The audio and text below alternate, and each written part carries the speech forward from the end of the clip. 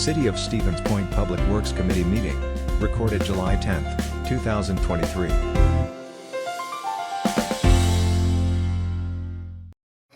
I will call the Public Works meeting to order at 7:28. Trish, can we get a roll call, please? Sure. Mayor Wiesa. Here. Fischler. Here. Chris Tiffany. Here. Got Kneebone. Here. Morrow. Here. Keemer. Here. And Shuda. Here. Everyone is present. We'll move on. Item number 1 is the director's report.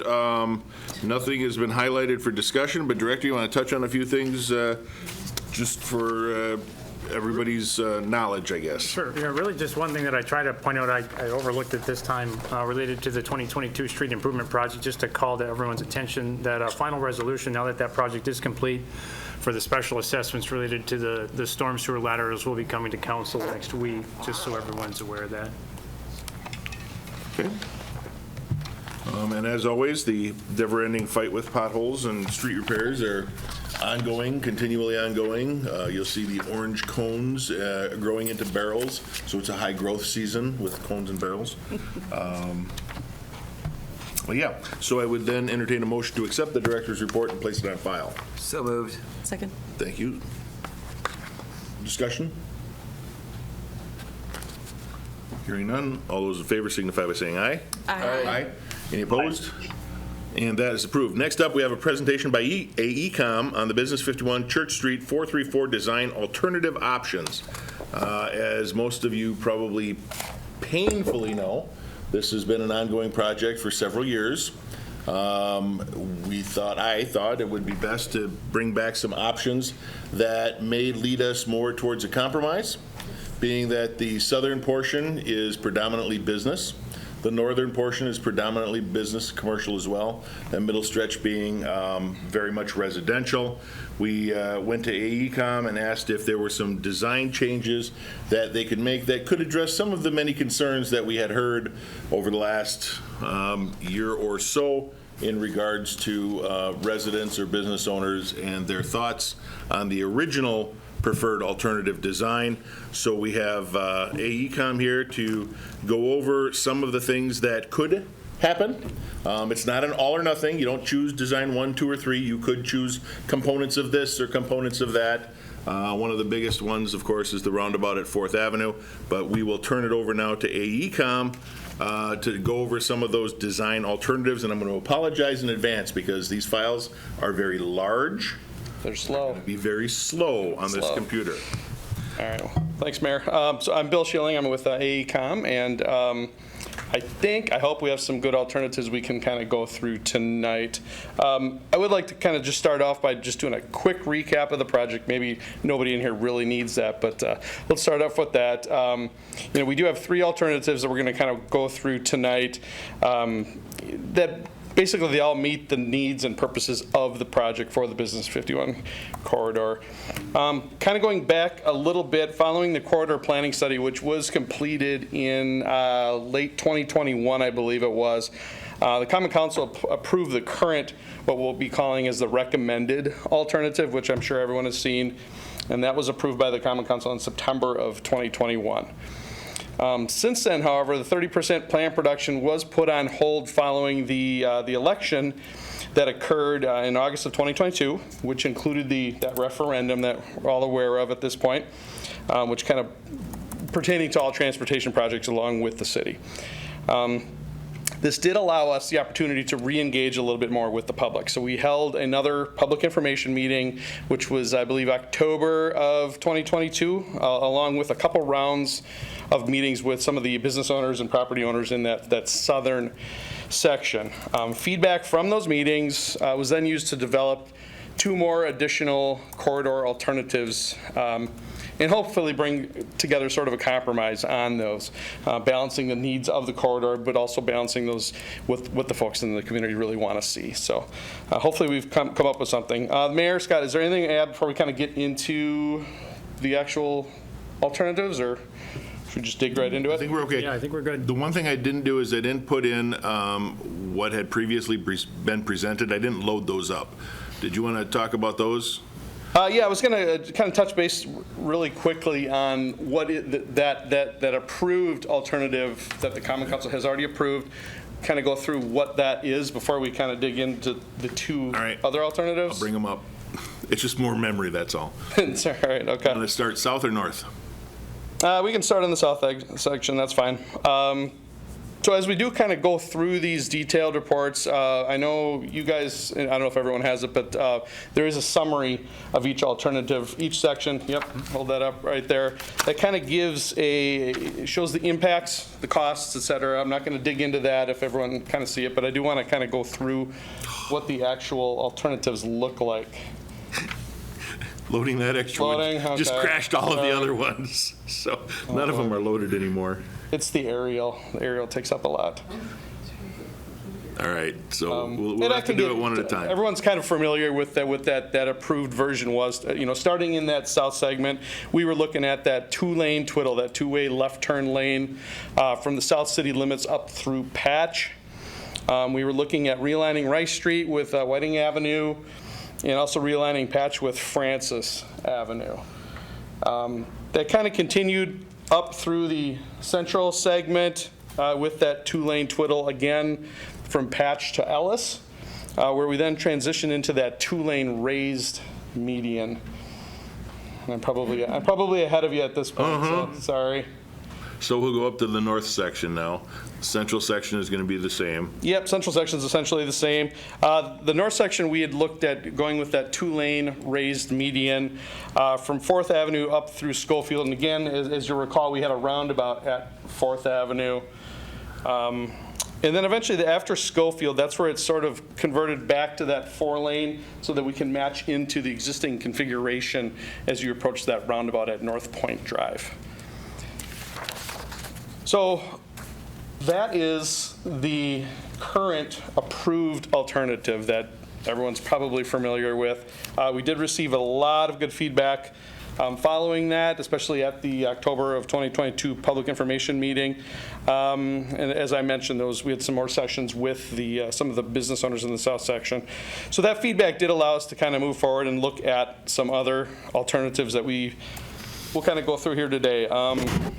The first one we can probably touch on is kind of referred to as the 4-3-4, going from south to north, 4 lanes, 3 lanes, 4 lanes. It's not exactly that, but it's kind of a term we've been looking at. So why don't we pop up the south segment for alternative 1. Okay. And hopefully once you've already opened it once, it should be quick, right? Yeah. We're not holding our breath on that one. And I will share it.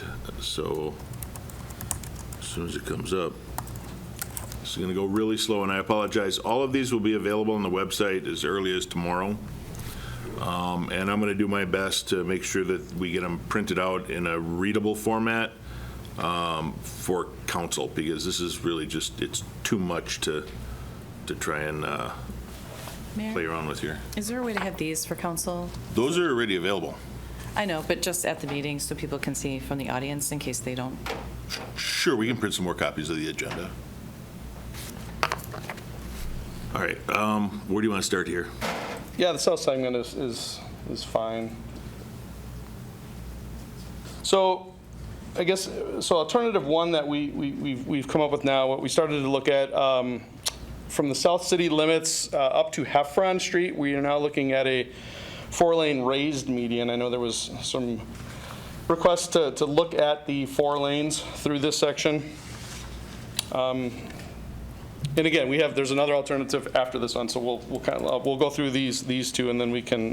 And Scott and Mayor and Jeff, please jump in with anything that I may be missing as far as important points. Once we get to Heffron, we are looking at a 4-lane undivided with no median, kind of similar to what's out there today. Again, that was from Heffron up to Patch Street. You can kind of see.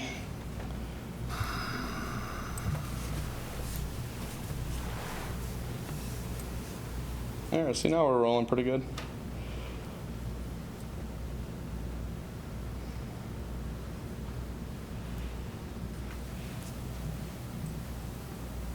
And this alternative also stuck with what we had already looked at of realigning Rice Street and Whiting Avenue, and also Patch and Francis, as you can see here. So that's really no change from the original alternative. It's just the main line Business 51 would be a little bit different. Okay. All right, then I guess we want to move into the central. And the central segment really has not changed from the original approved version. It still encompasses that 2-lane twiddle from Patch up to Ellis, the 2-lane raised from Ellis up to College, and then back to the 2-lane twiddle from College up to 4th Avenue. The big change here then would be the roundabout at 4th Avenue would be dropped for a standard signalized intersection. The twiddle is you've got the 1 lane in each direction, and you've got that center 2-way left turn lane. It's an acronym. Yep, it's an acronym, TWLTL, so 2-way left turn lane, sorry.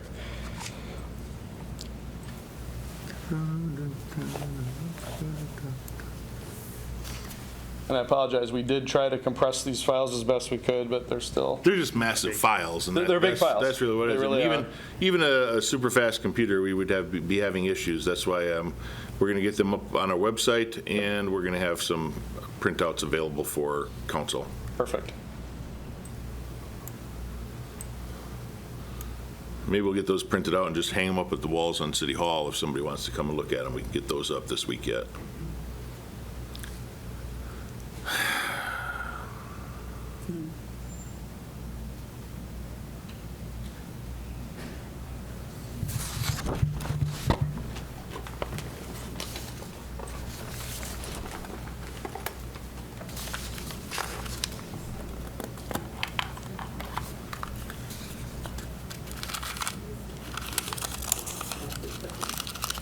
All right, so this is the center.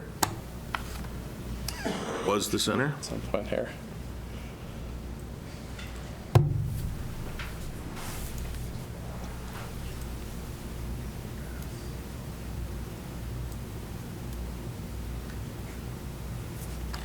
I don't see a chart. What's the yellow represent down the middle?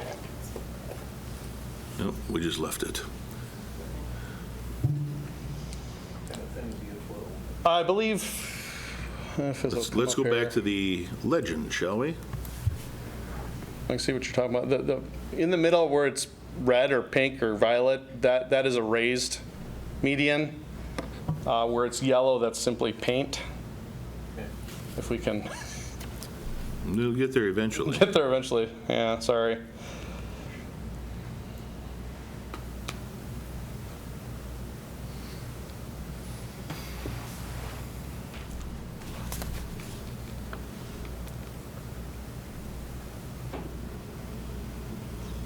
You have listed here as sidewalk. Well, yeah, the yellow on the outside of the roadway, the sidewalk Okay, is shown but as there yellow. there was some on the inside. There is, and that's painted. Gotcha, okay. So that, yeah. Like where we have a Sidewalk right there. All right, it's a great spot. how far up did you want to go on this? Works on the I-39 bridge. Sure. Okay, so as I mentioned, we're looking at a 2-lane, again, we're looking at alternative 1. The 2-lane twiddle goes up through 4th Avenue, which will no longer be a roundabout. It will be a signalized intersection as we moved into the north segment, where we have a 4-lane raised median from 4th all the way up to North Point Drive. And essentially, that's what we need to match into currently as you approach that roundabout.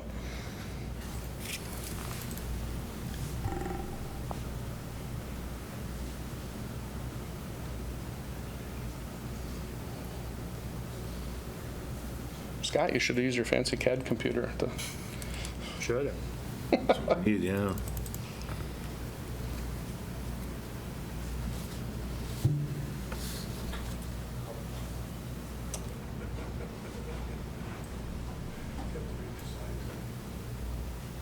All right, so, yeah, here's your 4th Avenue, signalized intersection. Yep, so that'll be 4th Avenue signalized intersection, no more roundabout. And this is a raised median through here. Do we know what the width of the raised medians are? Yes, 14-foot median. Okay. Turn lanes are usually 10 feet. The inside through lane is 10 feet, and the outside through lane is 11 feet. The reason I say that is because part of the vision, and it ties in with the university's master plan for 4th Avenue, having green space in those raised medians, Yeah. trees, grass, is really going to break up the concrete jungle. Yeah, and we kind of talked about that with you, and that is something that is definitely a possibility in these medians. They are wide enough.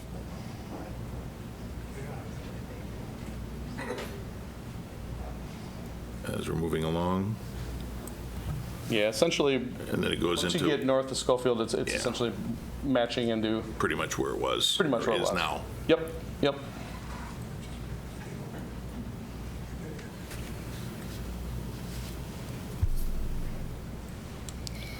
If anybody has questions, I would encourage you to ask them while we have the maps up, because it's going to be almost impossible, no, it will be impossible to switch between maps back and forth after the presentation. So if there's anything that needs clarification now, let's do it while the maps are up, because this is more tedious than even I had anticipated. Are these maps on the city website? They're not now, but they will be tomorrow. Thank you. Yep.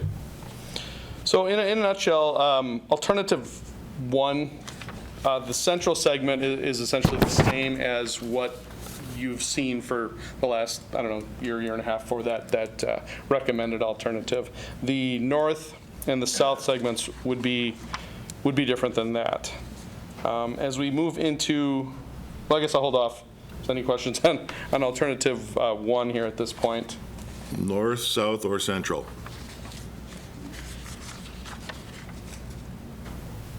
And I understand it might be hard to ask questions if it's kind of difficult to see, so maybe once they're up on the city's website, we can gather some more feedback that way. All of our offices will be open all week. All right. All right, so then, moving on, we did take a look at kind of combining different 4-lane, 3-lane sections for potential alternative number 2. Starting off on the south section. I have a few questions about the south section on this one. Okay. And this is the 434 we're talking about right now, right? Yep, well, this is, yeah, variation of, alternative yes. 2. Okay. So, Well, we just finished the 434, which is alternative 1. Right, this is a 434 style also, though, right? It is. This is this the one with, alternative 2. in the south side, the undivided? Is this the one we're talking about? No. Correct. Well, That's we one just. The other one had Just undivided Just as well. did, yeah. Oh, Yup, okay. yup. Can I just ask a question on that Absolutely. really quick? So with the 4-lane undivided in the last one, I'm sorry, I thought we were going in order, so does this improve safety if we leave it as a 4-lane undivided at all? I mean, Jeff can probably speak more to it than I can, but essentially, you're not changing what you have there now, essentially, so, it would be relative to OF. So there wouldn't be what would be a perceived improvement to safety through that section, correct, Jeff? Yeah, so Jeff Samberg with AECom. Yeah, the amount of improvement in safety we'd expect for these different alternatives, probably the 3-lane alternative would probably have the biggest improvement in safety. I think we were tasked with the 4-lane undivided. How could we make this better than what's out there now? And there are some ways I think we could make some improvements to safety. But in terms of the overall corridor of that section, yeah, the safety performance probably would not be as good as the other alternatives. Okay, that's the question I had. And then the STP urban grant only covers to Michigan Avenue, is that correct? That is correct. Okay. So that wouldn't affect the grant, obviously, if it was undivided. Okay, that's all the questions I have on that specific one. No, and that's a very good point. So for clarification, as you said, the 3-lane twiddle was the safest alternative, provides the most safety. It's not that the other ones are not safe, they are just less degrees of safety, because we're still making improvements to the safety on all of the designs, alternatives or not. They're just varying degrees of what we're doing, making it not as safe as the 3-lane. I have a question. If I'm a little too much in the weeds, let me know. I'm having a real hard time envisioning the intersection at 4th Avenue if you go from 4 lanes to 2 lanes. How you're going to have a left turn lane, a right turn lane, and a straight ahead lane, and then 2 more lanes on the other side. Maybe, I mean, that's going to be a massive intersection if you go 4-3. I mean, I live out by Highway 10, and I can just see the backup in that right lane. We'll get to the 4th Avenue one when we bring up that map. Right now, we're just on the south side of this one. Well, we were talking about the 434, and that's on the, well, they're both not looking at roundabouts, so you know, Yes. I'm willing to wait. Yes, alternative 1 and alternative 2, we've kind of gotten rid of that roundabout, and we have signalized intersection, so we can Seems to, see, we'll pop it up here, I think, when we get to the north Yeah. north Yeah, section. okay. You can take a look what it's Cool. going to look like, and then Jeff, I don't know if you can probably touch on it too a little bit, how the conversion happens. So we've got some questions. Before we get to you, Alderperson Christensen, you had your hand up? I'll wait till the north. Then Alderperson Christensen, if you want to come up to the lectern. Sure. Everyone's got to come up to the lectern so the people at home can hear it. But Mary, I think your question was at 4th, in the one alternative, it's going from a 3 to a 2, and in the other one, it's going from a 4 to a 2, right? In the 2 different alternatives at 4th? The signalized, one of the Yes. signalized, 4 Yeah, the lanes to signalized, 2 we're lanes. going to have the 2-lane. But let's bring this up again. Let's just bring it up again. Okay. For the sake of the alderperson. We can wait. We'll just go backwards and bring up the Sure. first alternative. Going a little, yeah. No, that's okay. It's just cumbersome because of the speed of this thing, and It seems to me that a roundabout would be more effective if you're going 4 lanes of traffic to 4th Street, and then all of a sudden you've got 1 drive lane and a turn lane in the middle on either side. You've got 1 drive lane on either side. So you've got 2 lanes of traffic coming to an intersection with a stoplight with 1 lane going forward. So if anybody's turning right, they're lining up, or if a bunch of people are turning right or left, you're having cars backing up. It seems to me, in that case, a roundabout would be more efficient for cars. for cars to move through, yeah, than a signalized, if you Here's go the 434. zoom. Here's the zoom of the 4th Avenue intersection with alternative 1.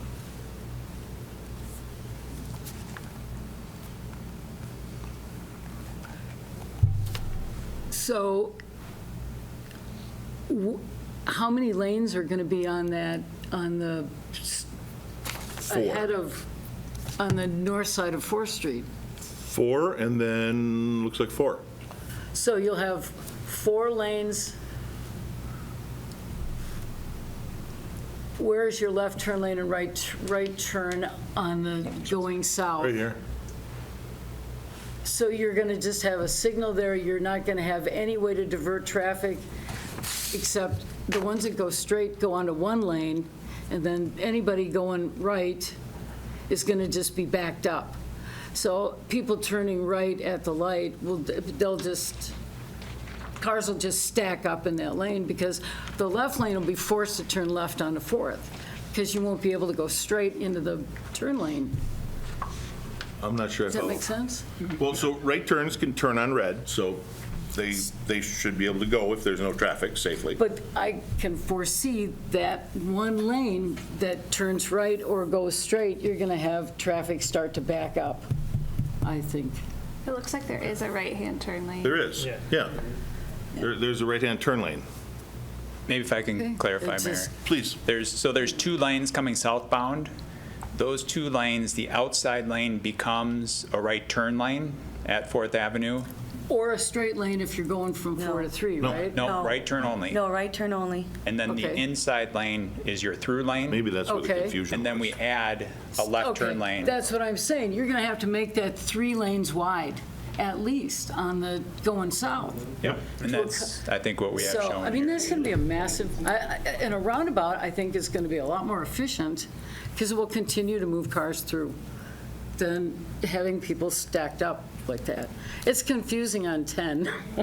You couldn't make that right turn lane long enough on 10. My biggest Going concern through with the 39. roundabout is that you've got 600 people crossing that intersection every day. Well, the Cars are traffic- taking a priority in the roundabout. They just said the initially approved option is the safest. Mm-hmm. And I assume that means all users of the roadway, not just cars.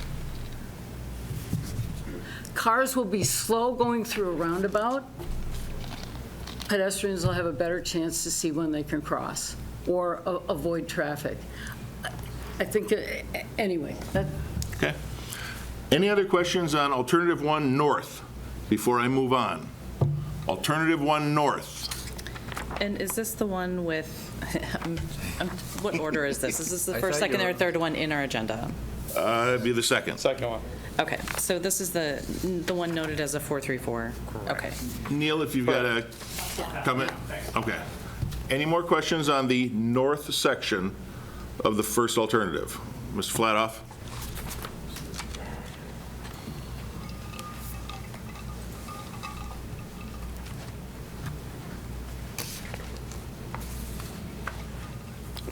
This will cover the north, but I also want to kind of address the whole thing. That's a simple question. Initially, you guys had designed to take over 57 driveways. Is that still in the plan with alternative 1 and 2?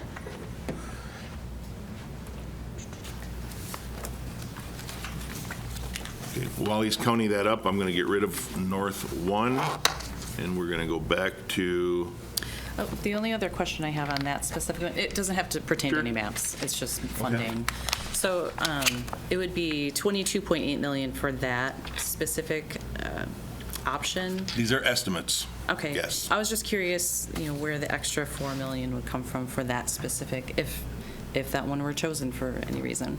Fund balance, grants, any of the other funding alternatives that we currently use. I mean, we don't know what it's going to cost yet. These are ballparks. So it could be much more. Probably not, but it could be less. Probably not. I do have another question, Sure. too. In terms of the right-of-way needed, so more right-of-way would be needed. So in the council-approved option, it was 2.3 acres of right-of-way that was needed. And if the 434 option was chosen, there would be 4 acres of right-of-way needed. So how would we go about obtaining those properties? I guess, We what typically, as we do with the Hoover overpass, we hire a provider to negotiate with the property owners, and they handle all of that. So the cost is whatever it will be. How long would it take to do those negotiations, though? That's my question. Because These are questions that are difficult to answer because everything could go smoothly. Everything could go to court. don't go smoothly then? In the case of the Hoover project, we were, 6 months? None of them went to court, so that was, No. right? Yes, 'cause I just came in at that time, but yes, they were fairly lengthy. It's just a reasonable estimate of that time for any of the real estate acquisition is, which does depend on complexity and willingness and stuff, roughly 12 to 18 months is it. So how would that impact require that. the urban grant then? That would be putting it too close? Well, that's one of the big reasons why we're here tonight is to get, hopefully this settled on, because we need to move into the 30% design to keep on schedule to do that. There is enough time, because once we get to 30% design, then it's a matter of moving forward. While we're doing final design, we can do the real estate acquisition. We don't have to wait for that. At that point in time, we will know what those requirements are, and we can start to do that. So those will run concurrently. That should then get us in a good position for construction during our grant time in '26. Can I get back to Kevin's question? Absolutely. Yeah. Got a Yeah, count so- for us? No, I don't recall what the original, before we met with a lot of the business owners was, but I know the current tally for the council-approved alternative is 57, I think you're correct with 57, and then 55 with alternative 1 and 2, which we haven't talked about, so. Okay. And it's important to note, too, that this is going to be the biggest project that we're going to deal with in a generation. I think it's imperative that we make sure that we cover all of the bases, look at everything, because once you go to that 30% design, it becomes increasingly difficult to make any modifications. For example, if we determine that a controlled intersection at Patch Street is not what we want, and we want to put a roundabout in there, that makes it extremely difficult to change once we're at a 30% design. So that's why we're proposing all of the alternatives, all of the bits and pieces that we can look at before we go to that 30% design, because that's kind of set. I mean, it's not set in stone, but Yeah, to kind set. of pile on to your point there, 30%, that does not mean we can't make detailed design changes, going from 30 to 60 to 90. Absolutely, that can still happen. But what's the key about the 30% point in a plan development process is that's when the concept needs to sort of be in place. The 434 or whatever other concept we decide we want to kind of go through. But again, that does not mean detailed design changes can't occur all the way up till, well, the concrete's down, essentially. All right, so I'm back on the alternative to south. Alternative to south, all right. This one, we are looking at 4-lane raised median from the south city limits up to Michigan Avenue. Oh, and I actually had a question. I meant to ask it, and we kind of went off on the side. Sure. Regarding the funding, the STIP funding up through Michigan Avenue, because we have a couple options here that we kind of go up to Heffron, not Michigan. The funding is strictly for up to Michigan, correct?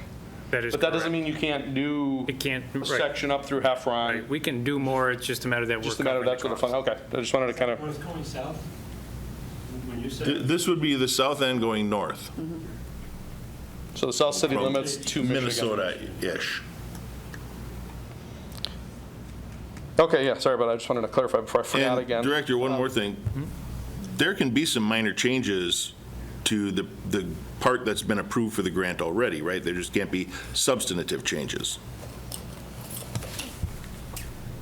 Correct, because we're not necessarily tied in what we otherwise propose. We're not tied in, the DOT isn't looking, they're looking at our grant and looking at the improvements we're otherwise proposing, but they're not necessarily holding us to specifically that. You know, the idea is that as long as we're still trying to make improvements, you know, we have the grant funding. So the final design, until the final design is approved by DOT, anything really is still on the table to be done. So it's like, even though we have a concept, we've submitted that, we've gotten the grant award, it doesn't mean that the design and concepts and planning stops at that point in time. In fact, it just really begins at that time into finalization. So we can, everything that we're talking about today is still on the table as far as that would get us grant funding. So I have a question too, just some clarification. Sorry, Sean. Sorry. No problem. So basically, the grant funding, just so I understand, the STP urban grant would essentially cover either the 4-lane raised median to Michigan Avenue or the two-lane with the left turn lanes, the two-way left turn lanes. Yes, the grant funding could be used for either option. You know, what it is, though, is the grant dollars are capped. So if there's an increase in cost because we choose to do something else, it just means that we're not going to get additional funding to cover that cost. So the city's going to have to, that becomes our burden. And Alder Fischler, that we've had that happen before. When we did the original TAP grant, for example, we were set to only pay about $80,000, something like that, as our portion of the grant. When the bid came in, it was significantly higher, and it wound up costing us $266,000, I think. Okay. I was just curious, just so I understand, like, the grant funding just covers, there are changes that have to be made, it can't stay the same, is basically the gist of it, right? I'm not sure I'm. So. We wouldn't, if we were to redesign the road or rebuild the road We have as to is, redesign that it would very somehow. likely preclude us from using the grant. Yeah, that has yet to be determined from the DOT, because that is the question, and that's the question that they haven't, if anyone is there in October or otherwise hear that, you know, when the DOT responded to it, they kind of took this middle road, they didn't really give us one answer or the other to what that was, but just identified that they're looking at improvements, and yes, so they do want to see improvements tied into what we're doing here, but there is still leeway in what it is. That's why we have it. So even if we were to include a component of it, you know, that was, if I can just as an example, let's say we were going up to Heffron with our grant dollars. It's what our project was planned for. And for whatever reason, we decided that we were going to stop a 4-lane. That's what we were proposing. We're going to go to a 4-lane undivided between Michigan and Heffron. We have a block there that wasn't in our original plan to do that. That's not going to stop us from getting grant dollars. You know, they're going to look at the overall project and see what are we trying to accomplish to do that, realizing that there may be, you know, as long as we have justification for what we're doing, that's really what we need to provide to them in order to secure the grant dollars. Okay. And that justification can be, you know, a variety of things. There are some things identified, and Bill and Jeff could probably speak a little bit more to this, that, you know, some of the things can be cost-based, but then, you know, usually it's a considerable cost. You know, some things could just be a matter of, you know, timing if we want to get our grant dollars. As we run the thing and we, you know, if we couldn't acquire some of the real estate and we said, well, we have an alternative that we can do that doesn't require it, you know, we just need to get to them sooner, that they may accept that as a reason for why we maybe don't extend or expand the right-of-way, simply because we can't achieve their goals of receiving the grant dollars. Those are some of the things that they'll work with us. Nothing is guaranteed in that. You know, if we say we can't get the real estate, do it, they may look at us and say, well, you know, you had all the time like everybody else did. If you can't do it, that's it. So there's no hard and fast to what they're otherwise going to allow or disallow. And that's why we need to get a 30% design, because we want to share that with them as soon as that, and see if they have any response and comments back to us. But, you know, starting now, there's nothing I can tell you that says that we can't get funding for it. We just need to get our justification in order and go to DOT with that. Okay, my other question is too, so with these 3 designs that we have, we're having discussion about this now, but then do we have to have another discussion with the public if we change something? That's my other question. Well, we should. I mean, these are the opportunities right now to get the public involved at these meetings, but we can certainly do that. So that's my concern, is that if we make major changes, then we're going to have a huge public meeting again at SPASH and let everybody know what's going on, even if we're making subtle changes to the plan. Like, is that something that we need to or have to do? Or well, it's not required, but it's in our best interest, yes.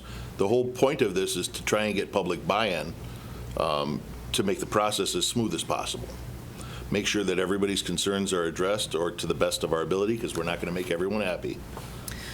But try and address most of the concerns that we can, while still maintaining the highest level of safety and traffic efficiency that we can. Okay. Well, I would really like to hear what the business owners here, like, based on what, you know, of these 3 options are the ones that you are, you know, considering, if you are considering any of them. Can we get through the rest of them?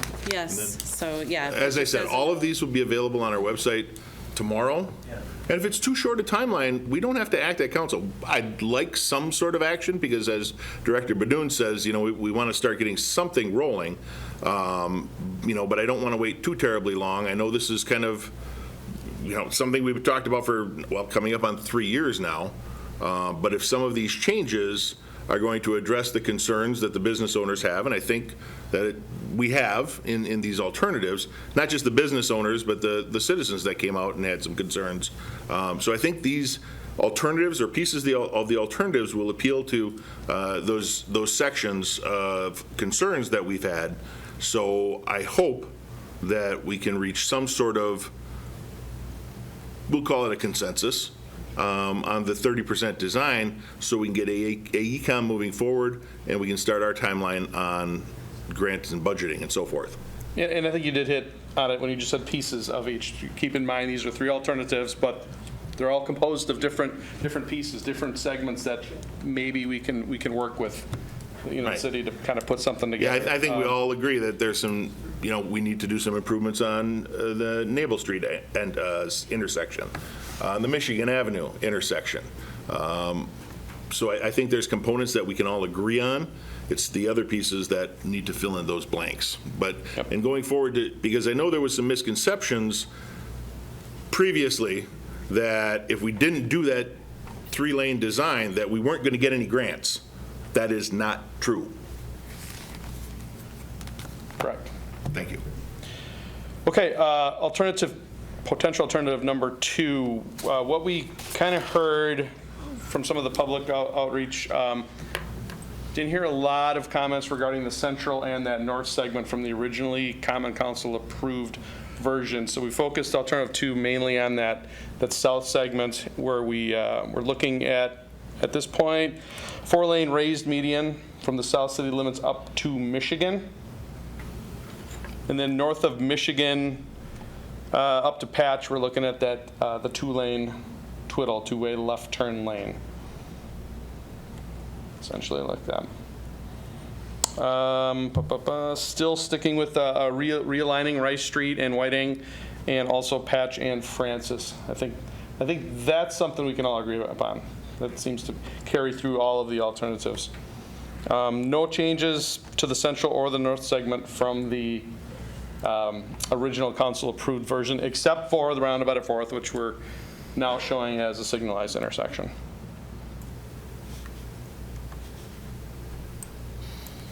Does anybody need me to bring up those north and central sections for the alternative 2 design? Because again, there really wasn't a change. Nope. All right, so we'll open it up for questions and thoughts. I know it's a little challenging because the technology wasn't what it was supposed to be, but we've got a pretty good idea of. Is there any way to bring these up so people can see? Yeah. I just feel like it kind of gives a better overview Sure. than just like the street. Give me a second. Talk amongst yourselves. Are these, I guess, are these online? Those are online right now. They are, okay. They're in the agenda for this evening. Yeah. Yeah, okay. I'm just going to bring it up. We'll get there. These are it's a good summary, but I think having the ability to take a look at the actual detailed roll plots with aerials and seeing your property will be a much nicer to look at. No, everything's going slow. Sorry, I ruined your computer. I've got a question, if you don't mind. Oh, Mayor, somebody has a question. There we go. July 10th. I think there's a question. Oops, wrong one. Yeah, I'm wondering if there's a difference in plan in either of these or from the original as far as property acquisition quantities. I know the acreage is up, but how many businesses and how many homes does that affect? What's the count difference? Sure.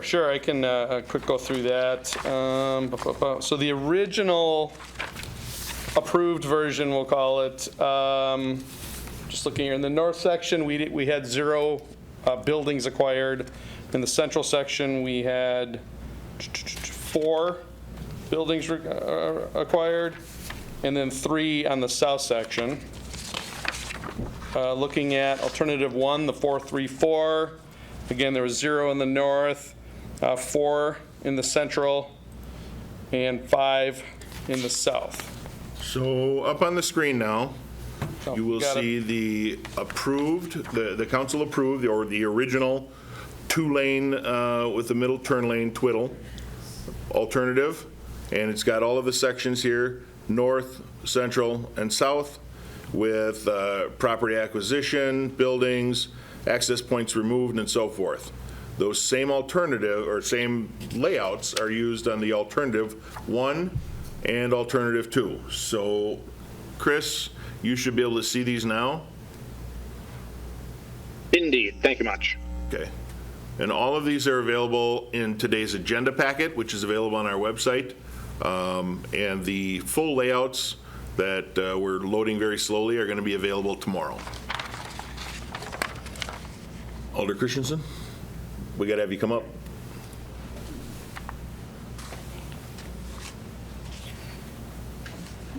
I just noticed you said there didn't appear to be a difference in the north segment, but from on the 3rd, there is down all the way to 4th. There are differences. Alternative 1 had a 4-lane raised median all the way down to 4th, and alternative 2 has a 4-lane down to Schofield and then 2-lane raised median from Schofield down to 4th. So there's a difference. Yes, you are correct. I think maybe I misspoke. There's no difference from the council-approved version. That's what sorry if I misspoke. Yeah, and when we were talking about this last alternative in particular, the central and northern sections had not changed from that alternative. Other than the roundabout at 4th being other than signalized. Yep. So does anybody want me to scroll through these slower? Want to see anything? Kevin, did you have? Yeah. Come on up. Absolutely. Yep.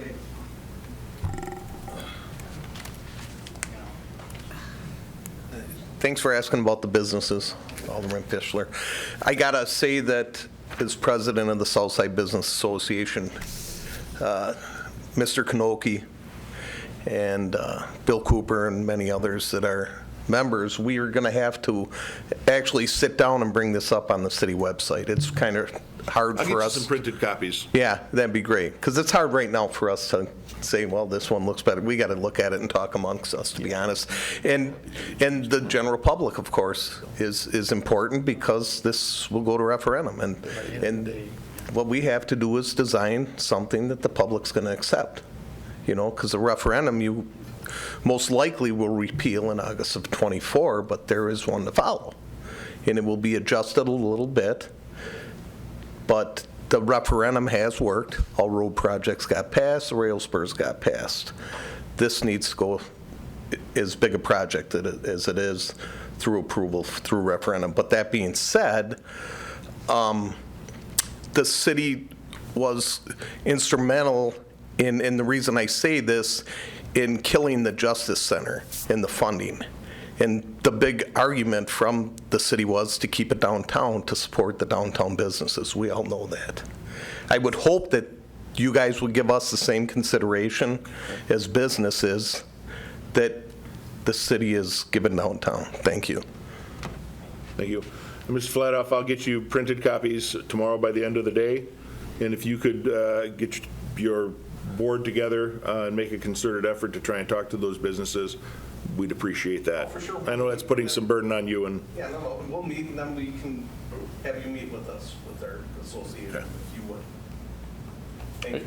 Are you going to post out here somewhere, actual road plots? I'm thinking about City Hall. So it's gonna take forever to print because they're big. Well, If we didn't have such big roads, right? So we should be able to get 2 copies printed by the end of the day tomorrow. I'm going to give one to the Southside Business Association. The other one I think we're going to put up at City Hall. There's more access to City Hall. We'll just put them over the walls that we have. We've got nice long walls there. And we'll get those put up. So they'll be up Wednesday. And City Hall, of course, is open during regular hours, 7:30 to 4:30.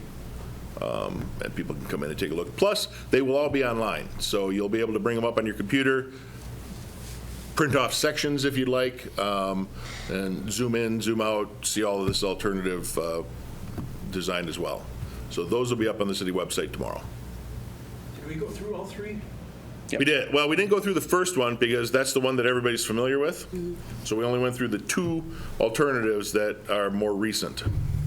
Did you need to go back on something, Mr. Kanoki? No, I thought there were 3 tonight. There were 3, but one was the original design from a year ago. and we thought that was important. Just, well, number one, it's the approved council version. It's sort of the baseline that we've all started this from over the last year and a half, so.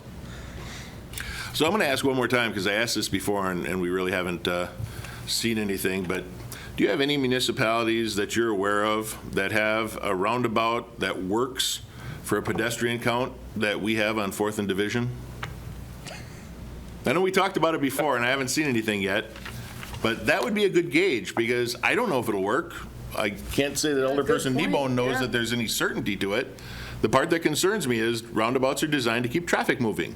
They're not real pedestrian friendly, especially when we have 600 people a day crossing that intersection. Yeah, I think we did look, we found some roundabouts that generally were in areas where higher pedestrian volumes were expected. Now, if they were to the same level of pedestrian volumes as we know that we have out at 4th Avenue, I don't know, just because that data is not usually freely available. So I think after the public meeting in October of last year, we did dig a little bit, and I think there's, you know, if that's a point that needs further discussion, there are additional analysis methods we could use to do a kind of a micro simulation that really takes all that into account and gives you kind of a better idea of how things actually would work. That is a more time-consuming process. So whether that's worth it, it probably depends. I was going to say, by time consuming, you mean money. Yeah. Yes. Absolutely. So I think probably we need to get through this process first and see where we're going. And But if you have those municipalities, I'd love to have the names. We can reach out and just kind of get a general idea of where they were. the one off the top of my head I remember was there's a roundabout right by UW River Falls. Okay. I believe there's a parking lot just north of campus, and then there's a roundabout where there's a pretty high pedestrian crossing where kids park and then walk across the street to campus. Okay. Let's see here. We'll start with the committee members. Alder Kiemer. Yeah, I do remember a consultant bringing up the UW River Falls roundabout as an example several years ago. So, I mean, I believe that one has been in place at least for 3 or 4 years, if not more. I think the other point to consider or keep in mind is that this is a single lane roundabout, which is much different than the double roundabout that we have up at North Point. I've never attempted to cross the North Point roundabout on Division, but I have attempted to cross that on bicycle with children, and it is challenging.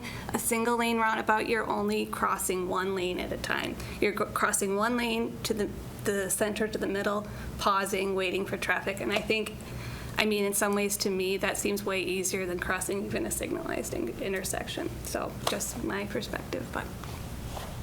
Any other questions from the committee? I have a quick question on the alternative, both the potential alternatives. There's a 4-lane raised median from Heffron south. Why is that? Why is that a raised area, not the rest? I mean, I don't see the point. If we just make it 4-lane undivided, just make it 4-lane undivided all the way. Yeah. Well, Alder Christensen, you were talking about the 4-lane raised to Heffron, right? That was one of your ideas that we had a while back. I had asked to see about having it the 4-lane all the way up to Patch, but that was just because of the demographics there. And alternative 2, the 4-lane was over to Michigan. Yeah, went to It was Michigan, right, Michigan. In alternative 1, it's all the way to Heffron. And the reason really in part for that is it's thinking also logical termini. That was one of the concepts that had come up and we had gone through in the initial planning part of it. And that was in that general area, you've got a couple of things happening in that. So one is you have got a considerable amount of traffic that joins and departs there at Michigan. So the concept of dropping a lane there is a logical termini otherwise for that 4-lane extension coming north. With the safety improvements of the raised median, just kind of an extension of what you see in Plover Whiting. And then it would be, kind of whatever takes out after that. However, then eventually once you get north of Heffron, the right-of-way reduces. So it was less impactful yet, though there is some impact to do the 4-lane divided in the south. But that was pretty much just kind of carried forward there. Because even when we're looking at the 3-lane with the twiddle option, one option we did look at is carrying that 4-lane up to Michigan. Can I comment on Mary? Nope, hang on. Well, it makes sense. I'm looking at the potential alternative 1 here, and it makes sense from Patch north to be the 2-lane with the turn lane. But if we're going to go part of the down from Patch to Heffron undivided, it just seems like why not just carry it all the way through? Is it that much of a safety factor down there? So, anyway. I just want to comment too real quick. Sure.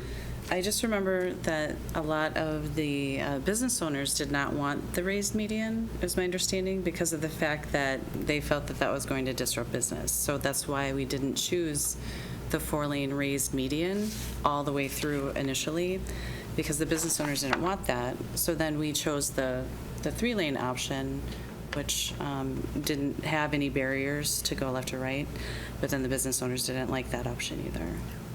So, I mean, that's my understanding from the conversations that we had. It just seems like, I mean, you've got 4-lane undivided from Patch to Heffron, and then you've got 4 lanes with a raised median. And I just wonder why you need to put the median in there. But anyway. The that's medians, just to the say. medians offer a little bit of barrier for oncoming traffic. It also Then why not offers a put it greater all the way separation. up? We could. That would- With cuts yeah. to get into the businesses. Those are one of the options we voted Anyway, on. anyway, I mean, I'm just, this is that the was time to no, ask yep. questions, and Yep. it seems to me, they just want unobstructed raceway down there, and I think we should just give it to them. I just think make it all 4 lanes, make it all look like Plover from Patch Street, or from Patch South. But they have medians, though. That's, Well, however it works. I don't go down that way Yeah. much, so I really don't have a lot of dog in that hunt. Rick Tiverton, so So just the 4-lane raised medians down here, we actually have a fair amount of the property that we need to do anyway, the Okay. footprint. Yeah, I mean, if it's So safer, it's absolutely. less but- impactful. So, just curious, that's all. Anything else? Oh, I was just going to say, because Plover, or not Plover, Plover, they have the they have the raised medians there, right? And then. Correct. That's one discussion we did have, was extending that 4-lane with the medians all the way through, but that was not something that was wanted by the business owners, my understanding. Right? Yeah, and a lot of that is going to have to do with the fact that you're not able to put a cut into everyone's driveway. There will have to be either shared driveways or people making U-turns to get to the businesses that they want with the raised median. If there's not a raised median and the 4-lane undivided, then of course it's very much similar to what you have now, where they can turn in to any driveway that they need to. I thought that information might be helpful for Alder Kneebone. Mr. Flatoff, you had a comment regarding that? Thank you, Mayor. And you're talking about possibly no raised medians, Alderman Kneebone. And that would be something I have to say that the businesses would support all day long. And the raceway, actually, raised medians don't make it a non-raceway, to be totally honest, Alderman. It just seems like an expense we would. But what I'm saying this, if you want to work with us, we would be thrilled if the south side could be without raised medians. If you bring up any one of those with the raised medians, anybody heading north cannot turn left into Gold Key Motors. Now, this isn't just about Gold Key Motors. There's other businesses affected, but nobody heading north can turn into my car lot. Isn't that great? Thank you. And just for clarification on that too, the 3-lane alternative did allow people to turn north or south into anyone's lot. You know that, Mayor. Okay. All right. Any commissioners, any committee members that have comments at this point? Otherwise, I'm going to start going out. I'll be quiet. Okay, against my better judgment, Keith Kudrowski, you have your hand raised? I'm kidding, Keith. You take yourself off of mute? There. Mayor, can you hear me now? Yes, sir. So what's the big deal with this raised median? And why can't it be the flat ones like they have on the north side, and people have a place to get out of traffic and turn into the driveway they need to turn into? And as for the comment about the 1-lane roundabout that the people go step by step, have you ever watched these college kids cross the road? I haven't seen one of them look up from their phone ever, because they have the right of way. So mostly the raised median. Why can't we have the median like we have on the north side, where you can drive up on it, get out of traffic, safely turn into a place? Thanks. Thank you. I'll answer that, and then I'll turn it over to AECom. The simple thing is it's safer to have a raised median because it provides a physical barrier between oncoming traffic lanes. I disagree, because you have nowhere to bail when the guy in your lane's making. You have room to maneuver away from the guy who's making a bad move on your part with more roadway. Noted. I drive for a living, so just saying. Thanks, Keith. All right, we've got a lineup here. We'll go with Alderperson Shore, then Neil. Anybody who wants to jump in the line, rock your body in time. David Shore, 2nd District Alder. And my feeling is in line with what Alder Kneebone said generally about having less of a dog in the south ends despite my concern, has always mainly been cost at that end. What I care much more about is the north end. I'll make one comment about the roundabout and then a couple more broader comments. Yes, the roundabout allows auto traffic to pass through, but at what rate of speed? I mean, I'm not an engineer, but it seems to me that the biggest factor is the radius or diameter of the roundabout. How much you're going to have to turn. I don't know. I took a little bit of physics. Governs how much you have to slow down. Beyond that, I don't know. But that's what's going to control how fast people are going. What I've always cared most about, as we've tried, put a lot of effort into the targeted master plan and into transforming North Division from strip mall development model to a lot more mixed use and foot traffic. What I've always cared the most about is making North Division inviting to pedestrians. If that median's going to do it, great. The mayor made reference to sort of that, massive ribbon of concrete.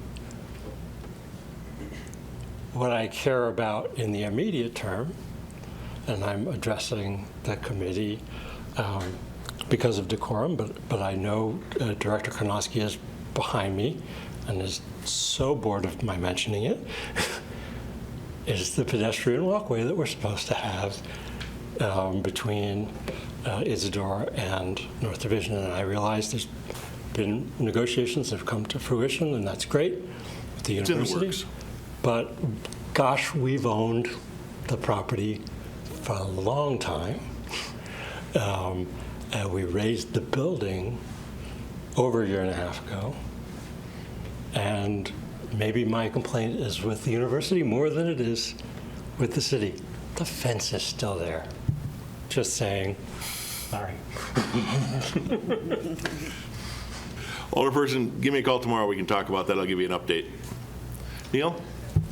Neil Prendergast, 1924 Plover Street. And as I got up, Alder Keemer was kind of making the comment actually that I was going to make. But in my own kind of phrasing of it, the 4th Avenue intersection, whether it's a roundabout or a signalized intersection, I would be agnostic. I would just want the safer thing, whatever that ends up being.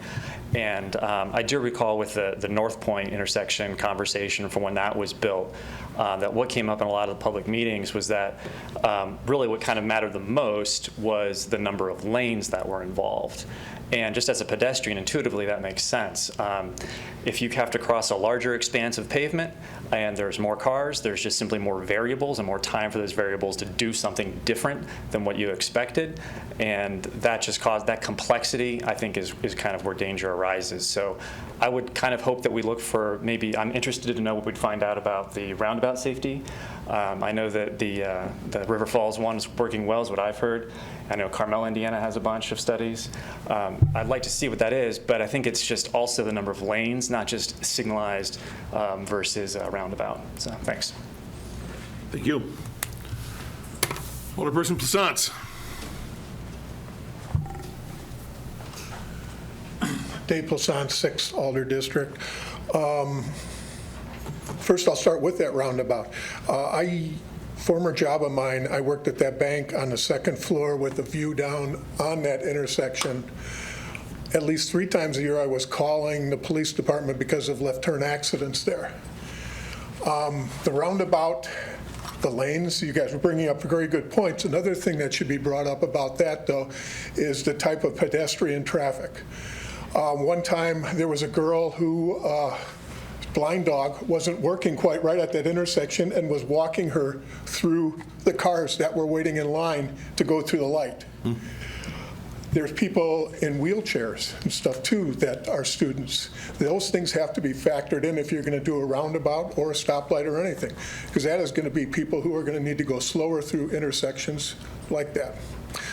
The north and south with that median strip, You talk about Plover having that median strip. Well, there's a lot of people that make U-turns there. I kind of would like to see what the studies are or the results are from accident reports on there that justify that we need to look into a median. You're going to have a lot of people who are going to be making U-turns, and I think that that is more of a problem that could cause accidents than just having an open spot in between with cars going both ways. I think that's all I got at this time. Thanks. Thank you.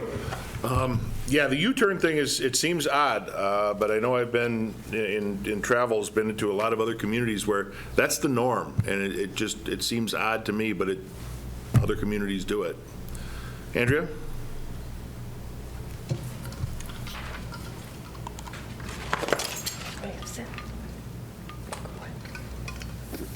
Okay, I personally don't see how you can vote on anything right now when you have some people in the audience and some people here pointing out major differences that other people aren't seeing, and you can't even see like the 3 different versions side by side, and that should be where you can see them all side by side. You see which items or which lots are being acquired. You make sure that you go out in the design for how wide those streets are actually going to be, so then you can also see how much more land will have to be acquired in that. But you need to be able to see the big picture, because if you can't see that, how can you actually make a good decision?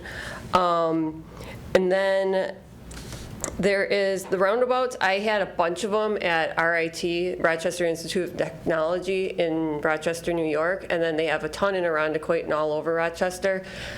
They work perfectly fine, and that's on a university campus with traffic going through all the time, outside of campus too.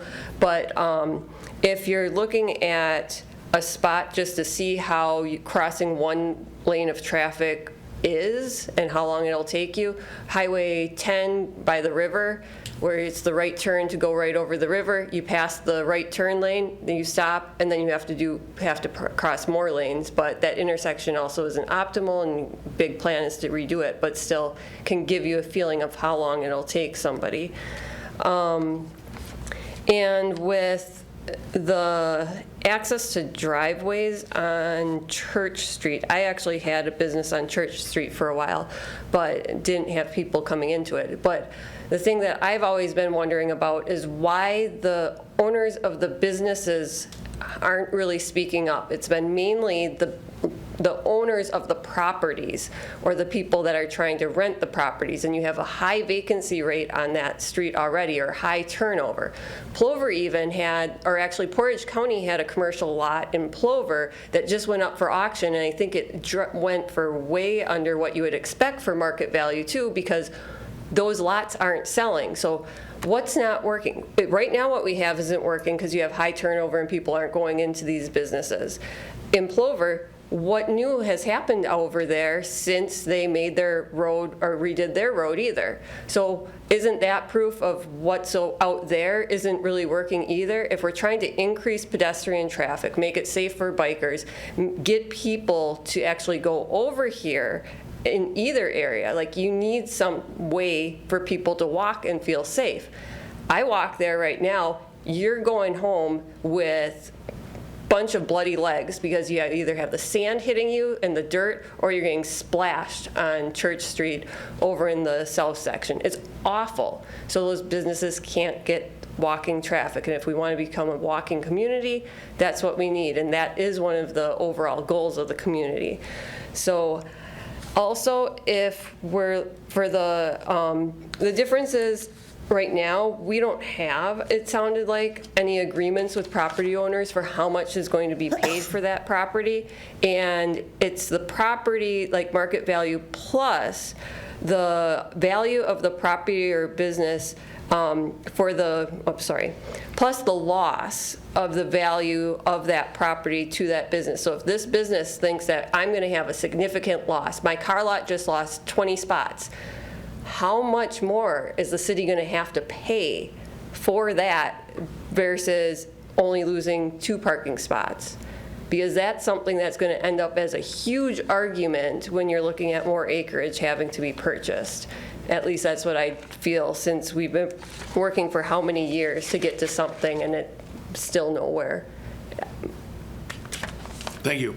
Yeah, and the property acquisition, as I said, just like every other project we've ever done, from little ones as far like aligning Maria Drive to the bigger ones of the double or the Hoover overpass, we hire a consulting firm to go through and work out those arrangements with the property owner. There is no way that someone's going to say, I lost $1 million worth of business, because that'll never hold up in court. So everything has been reasonable to date. But also typically in these situations, then the property owners are also hiring lawyers and people also doing their own value evaluations of the properties, which then they can also include that in how much they want to be compensated by the city. Absolutely, and we do this on every project that we have property acquisition for. Any other comments? I do want to clarify the roundabout concerns. I've made a list of these to check because I don't know if they work or not. 600 people crossing that every day seems like a large amount, but they're predominantly crossing during the hours of school and mostly when the classes get out. So they're not crossing one student or one person every 6 minutes for 10 hours. What it is they have waves. And right now, when students are there, they have a light. They know that I can cross. When the light changes, traffic stops. If there's no light, logic tells me in a roundabout, I enter the intersection as a pedestrian, cars are obligated to stop. I'm a pedestrian. I cross that lane of traffic. 10 feet behind me, there's another 2 or 3 students. 10 feet behind them, there's another 3 or 4 students. 10 feet behind them is more students as classes get out. And if you watch 4th Avenue when classes get out, you'll see exactly what I mean with the timing between students. They don't bunch up. So now you're stopping traffic that could potentially get backed up in the roundabout on all of the lanes that students are crossing on, or people, because it's not necessarily students crossing there. And now you start backing up the traffic. How far does it get to the fire station?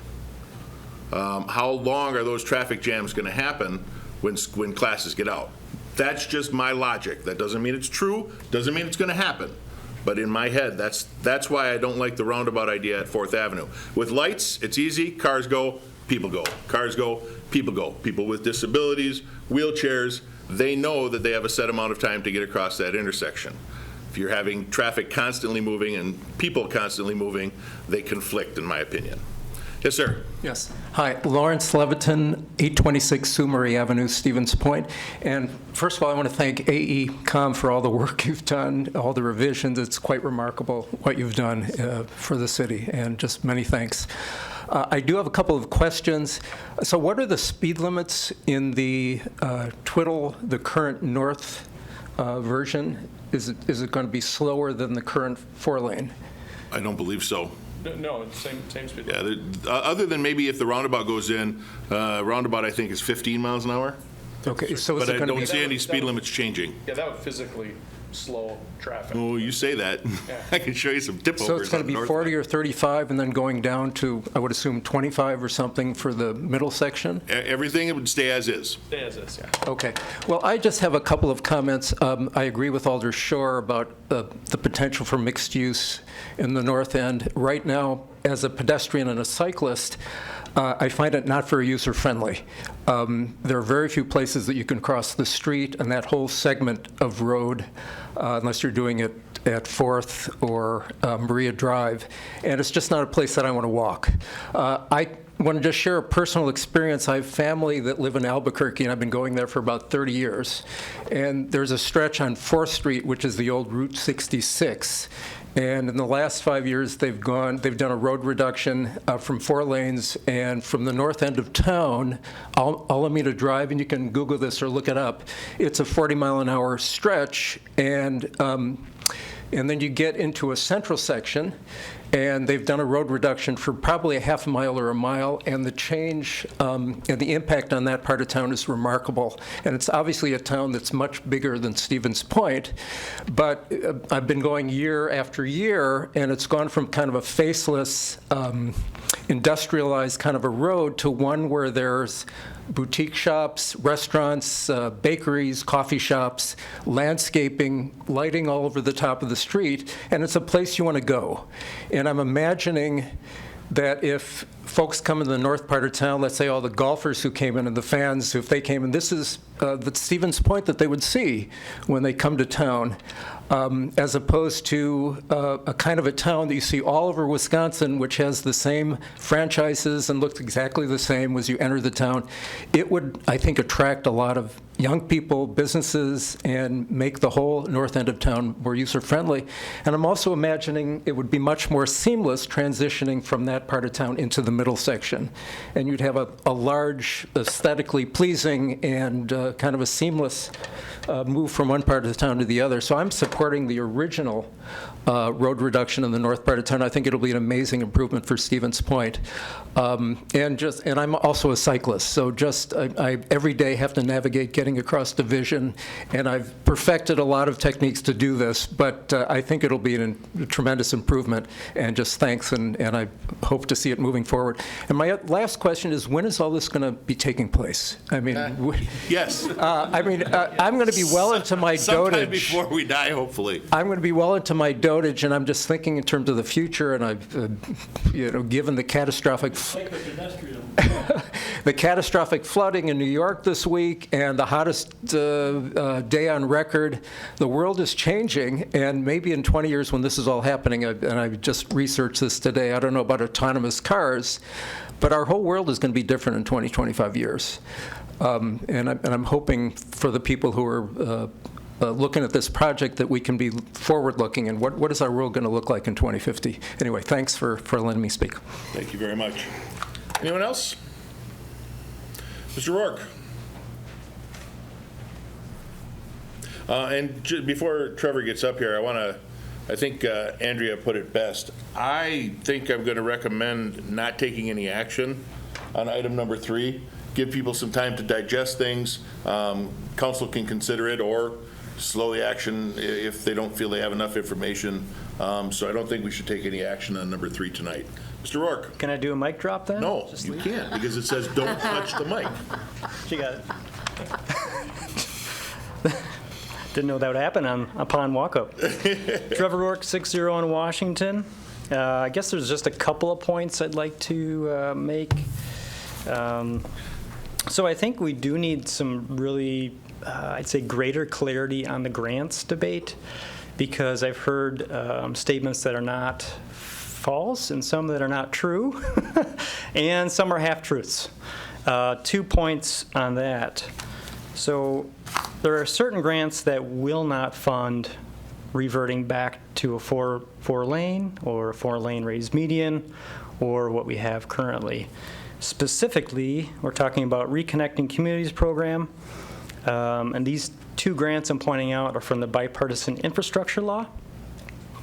So the Reconnecting Communities program will not fund these alternatives because... Trevor, where are you getting that information from? I will tell you in a second. Thank you. Reference, right? So the feds will not give us money for that because we're not prioritizing people that walk, bike, or use transit. Basically the vulnerable populations of the user base of that street. Same with the SS4A, so that's the Safe Streets and Roads for All. And they will not award municipalities money if they don't first prioritize elimination of serious injuries and fatalities for the vulnerable users. Again, people that walk, bike, and use transit or roll. The reason I know this is because I have spent many hours diving into these grants for the city and the county, helping to write them. So hopefully we win, yeah, spent a lot of time. I know the NOFOs were eval. That stands for Notice of Funding Opportunity. Scott, yeah? Oh, yeah. Confirmation right there.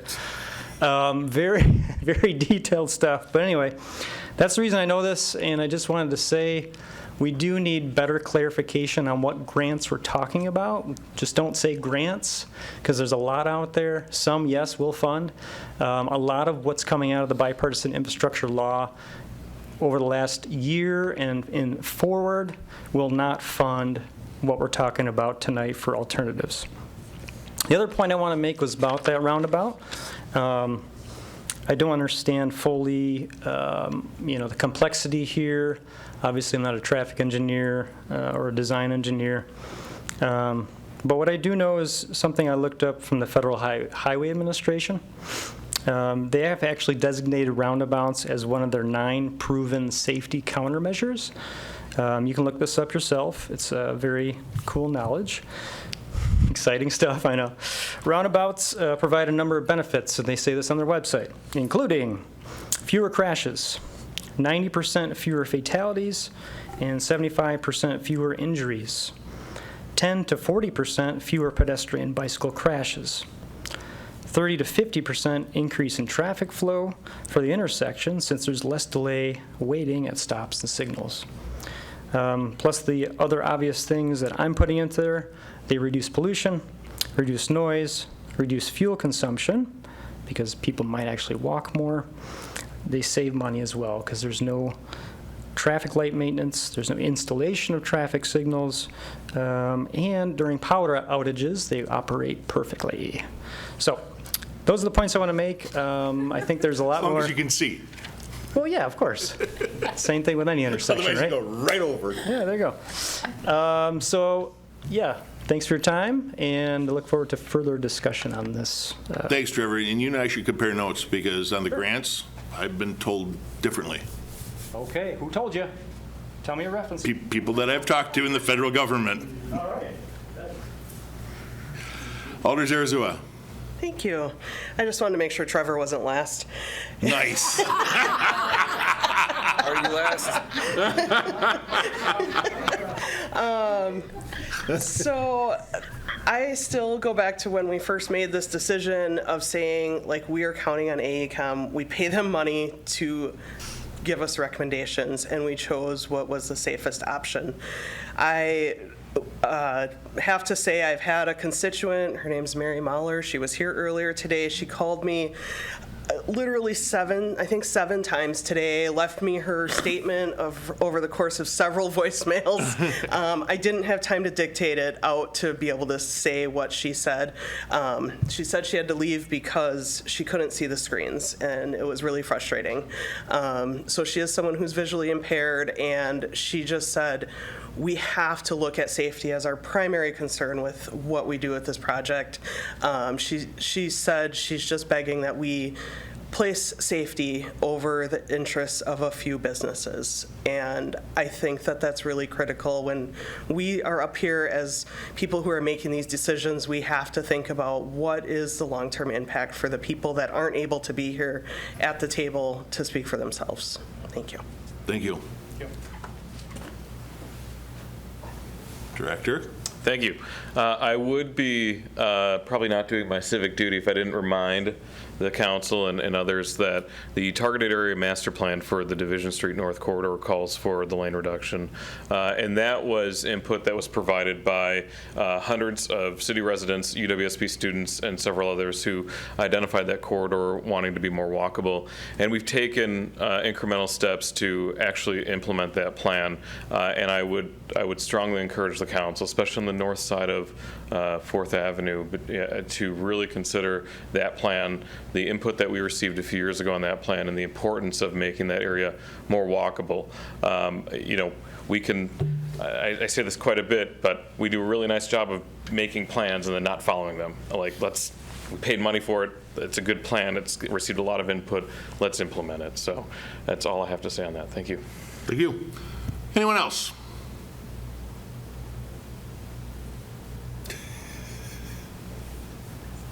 Trevor, you're far from last. He may yet come up with something to say. Allison Burr, District 5 Alder.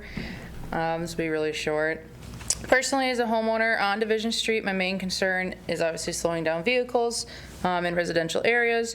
And this is what I'm hearing from constituents as well. Just got an email today, actually, from a gal, and the only thing that stopped a vehicle from flying into our house was a snowbank. So yeah, safety is definitely number one. That's you, Chris. I think as well.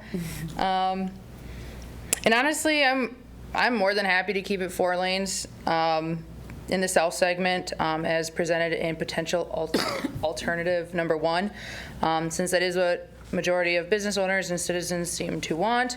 I believe a compromise is the best way to get the ball rolling with this project. I also think 2 lanes with a center left turn lane would work the best in the north segment as presented in the current council approved alternative. Thanks. Thank you. Anything else?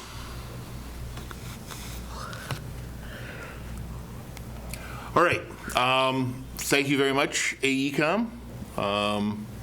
Be ready for questions. We'll call you next week or probably late this week. As I said, this was, I'll say, a short presentation. It was difficult to see the graphics. That was problematic. Rest assured that won't happen again. We'll get 2 copies printed out. One is going to go to the Southside Business Association so they can talk to their membership and those concerned. 1 copy will be posted on the walls at City Hall. Again, the hours at City Hall will be 7:30 a.m. to 4:30 p.m. They will not be up tomorrow. We're going to put them up by end of the day tomorrow. So Wednesday, they should be up at City Hall. Yes? I think Andrea had a good point too, like these infographics, if we could get 3 of those up side by side at City Hall, that might be nice too. These sheets right here? Yeah. Yep. And we can print out a ton of copies of those. Those are easy because they're standard 8.5 by 11.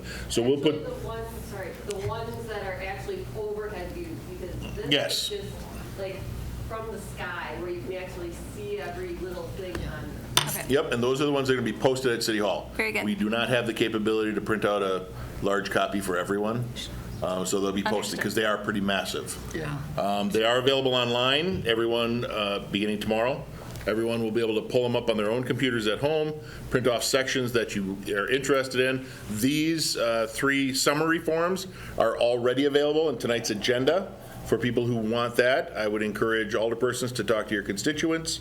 People who are here as citizens, talk to your neighbors, encourage feedback, because that's really what we need here. As I said, this is probably the biggest project we're going to deal with, definitely at a public works level, in a generation. And whatever we decide is going to be very difficult to say, oh, that piece didn't work, maybe we should redo it. It's going to become very problematic then. So we want to make sure that we have the best product going forward, and then just start going forward, because that's really the goal here. All right, as I said, I'm going to recommend that we don't take action on number 3. Are there any objections to that? No. Okay, good. So then with that, I will adjourn us at whatever time it is. 8:56. Sure, 8:56.